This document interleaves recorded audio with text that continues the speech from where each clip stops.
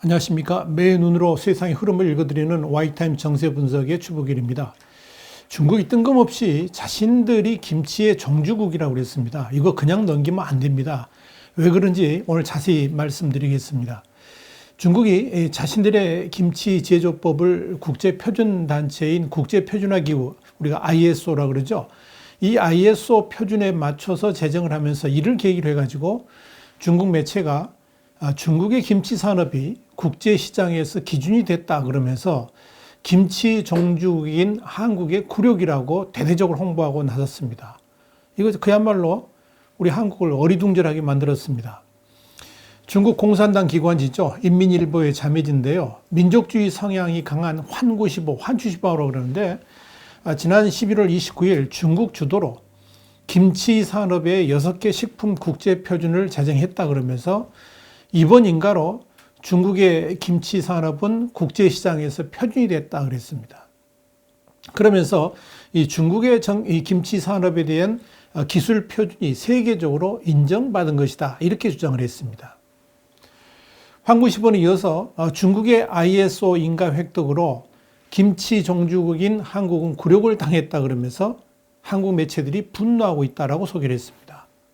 중국의 환구시보가 이렇게 김치에 대해서 중국이 종주국이라고 주장하고 나서니까 영국의 공영방송인 BBC가 지난 11월 30일 김치 한중 문화 갈등을 발휘하다라는 이런 제목의 기사를 냈는데요. 여기서 중국이 한국의 전통 음식인 김치의 제조법을 국제적으로 인정받았다는 어보를 냈다. 그러면서 한국이 거기에 대해서 반박을 했다. 이런 식으로 보도를 했습니다.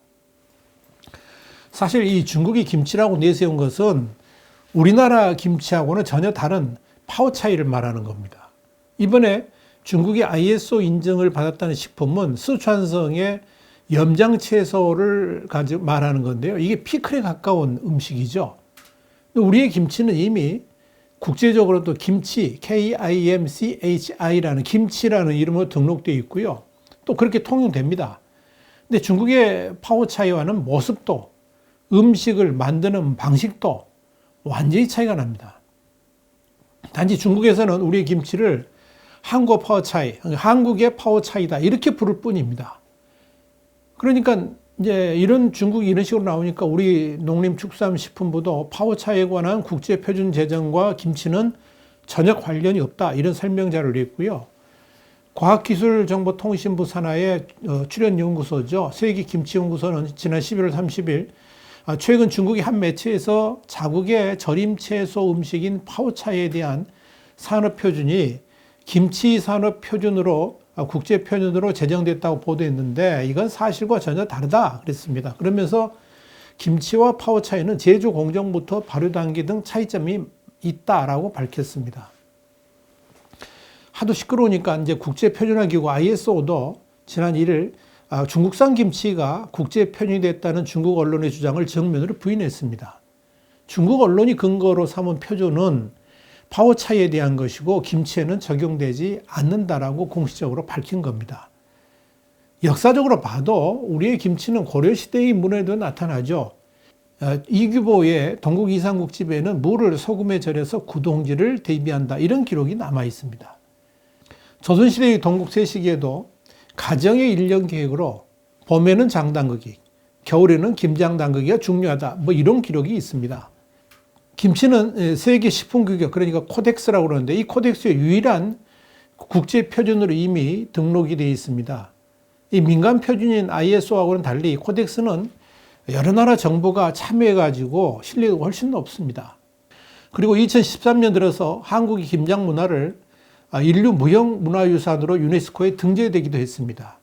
이미 전 세계가 대한민국이 김치의 종주국이라는 것을 인정해 준 셈입니다. 그렇다면 중국이 왜 이렇게 뜬금없이 김치의 종주국이라고 할까요?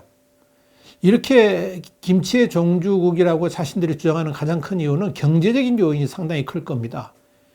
김치는 중국에 존재하지 않는 발효식품이죠. 특히 최근 들어서 건강식품으로서 김치의 존재는 중국 내에서도 크게 부각되고 있습니다. 2003년 사스 바이러스가 휘몰아쳤을 때도 유독 한국만 건재하니까 그 이유가 뭐냐? 그때 김치에 그 비법이 있다 그러면서 김치가 사스 특효약으로 각광받기도 했었죠. 더더욱 한국 내에서 소비되는 김치 시장에 중국이 적극적으로 뛰어들면서 중국 내의 김치 생산량이 대폭 늘어났습니다. 중국인들의 소비도 늘어난 데다가 한국으로의 수출까지 늘어났으니까 김치 시장이 중국에서 엄청나게 확대되고 있는 겁니다. 우리나라 식당의 70% 가까이가 중국산 수입 김치를 고객들한테 내놓고 있다는 통계도 있습니다. 이 김치 정주국인 한국에서 중국산 김치를 우리도 모르게 먹고 있다는 의미입니다.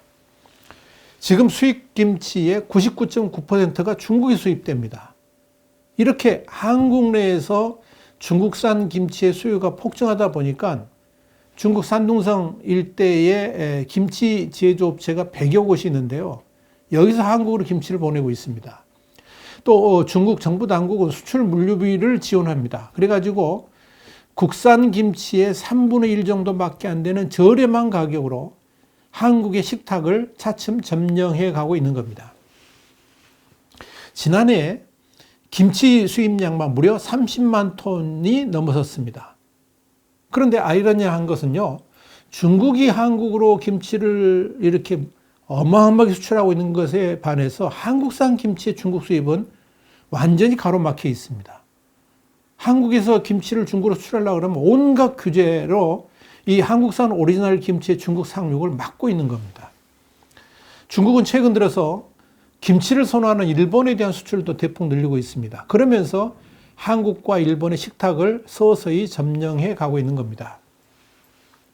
그런데 중요한 건요, 이번 김치 정주국 논란을 결코 그냥 흘려보내서는 안 된다는 겁니다.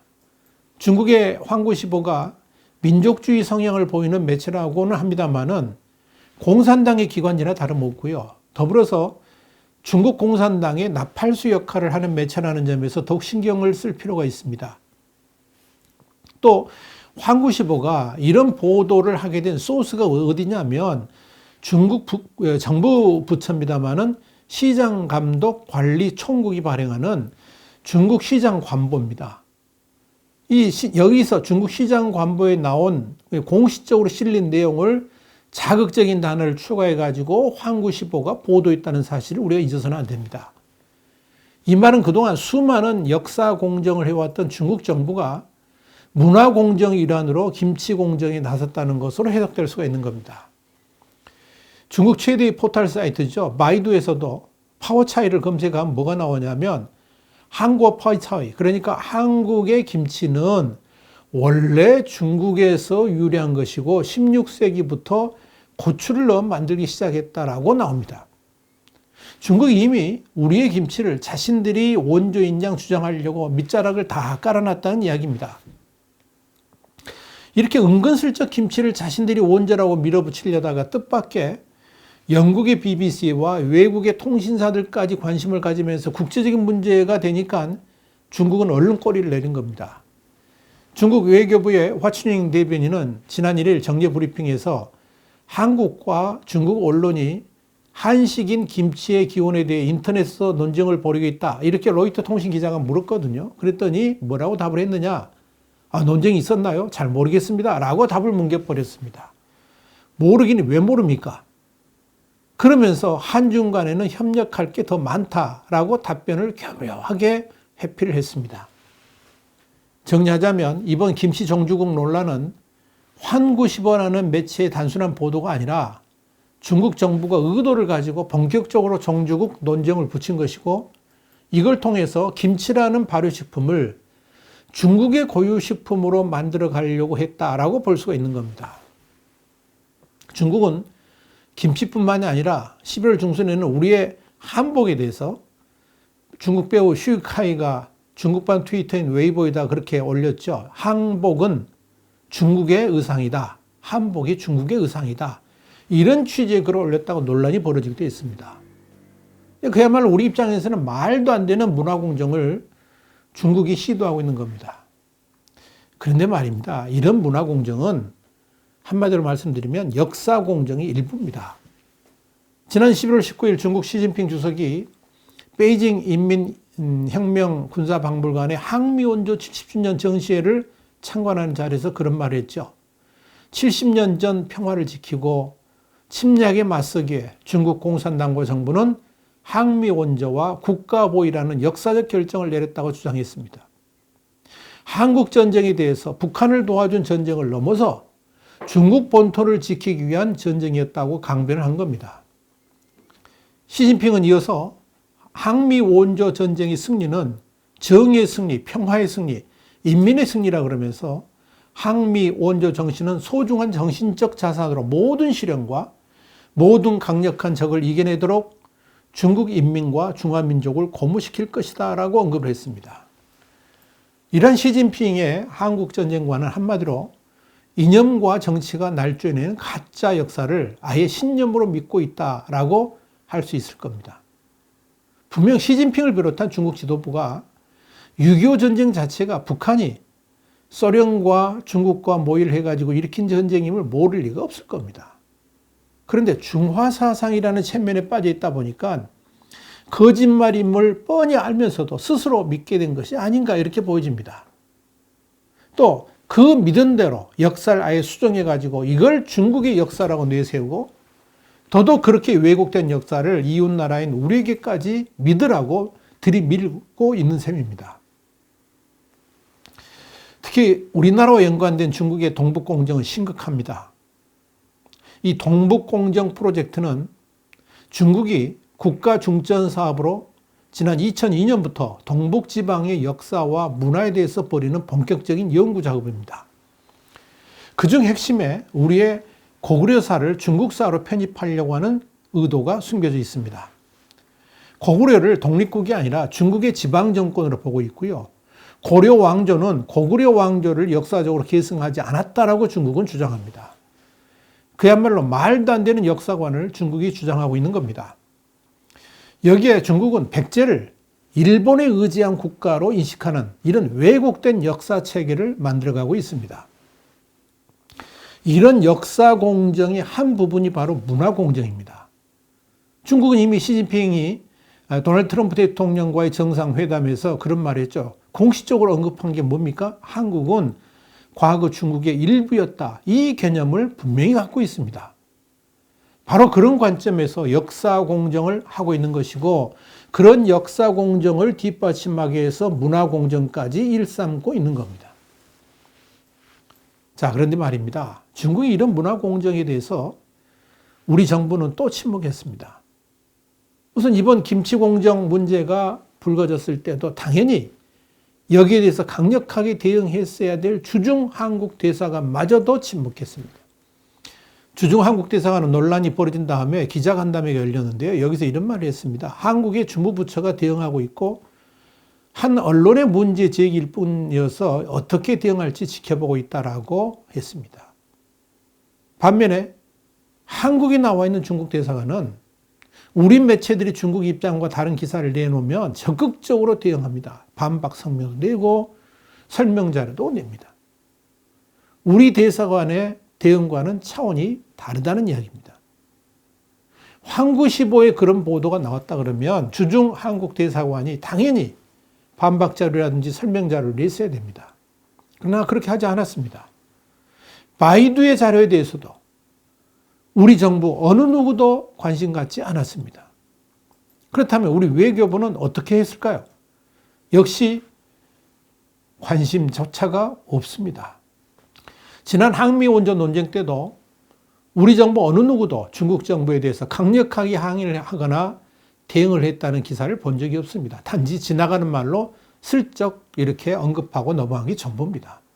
심지어 피침략국으로 엄청난 피해를 봤던 우리나라를 향해서 제국주의 침략이라고 말을 해도 이렇게 입을 그냥 다물고 있다는 것이 믿기지 않을 정도입니다.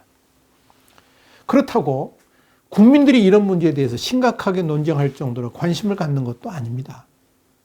만약 일본에서 이런 일이 발생했더라면 또 죽창 들고 나가자, 독립운동은 못해서도 반일 운동은 하자, 불매운동 하자라고 외쳤을지 모르겠습니다. 그런데 정부는 물론이고 우리 국민들마저도 유독 중국 앞에만 서면 그냥 작아집니다. 그냥 납작 엎드린다고 표현해도 옳을 것입니다.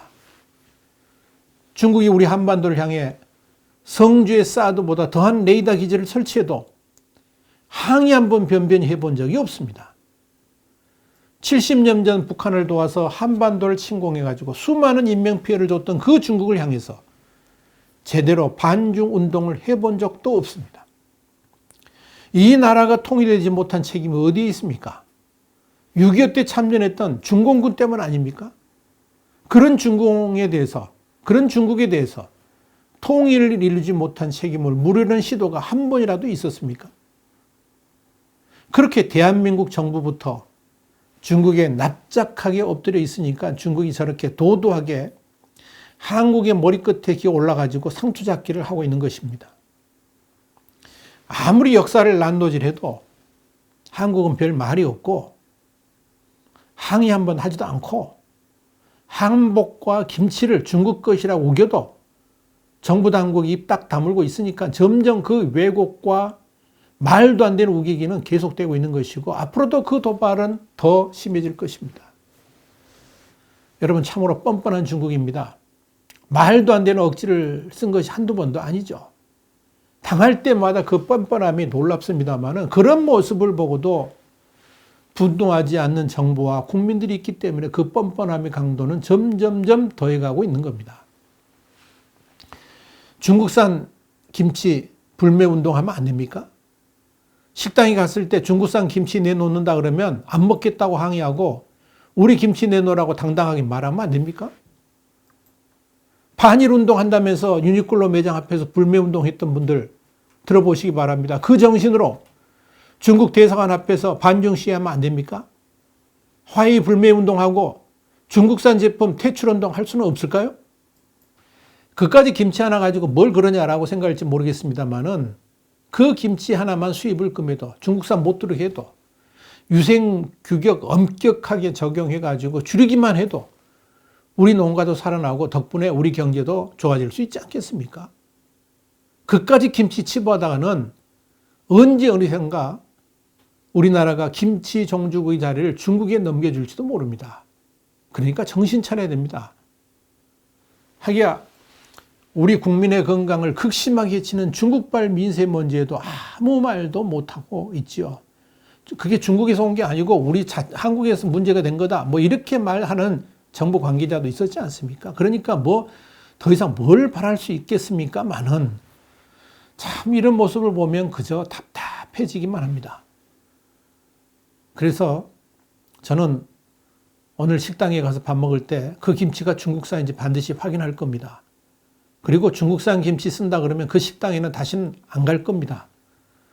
그런 모습이라도 좀 보여줘야지 그래도 우리가 저렇게 우리를 만만하게 보는 중국에 대해서 제 자존심이 좀 설 것 같아서 그렇게 하려고 합니다. 와이타임 정세 분석이었습니다. 다음 주에 다시 뵙겠습니다. 감사합니다.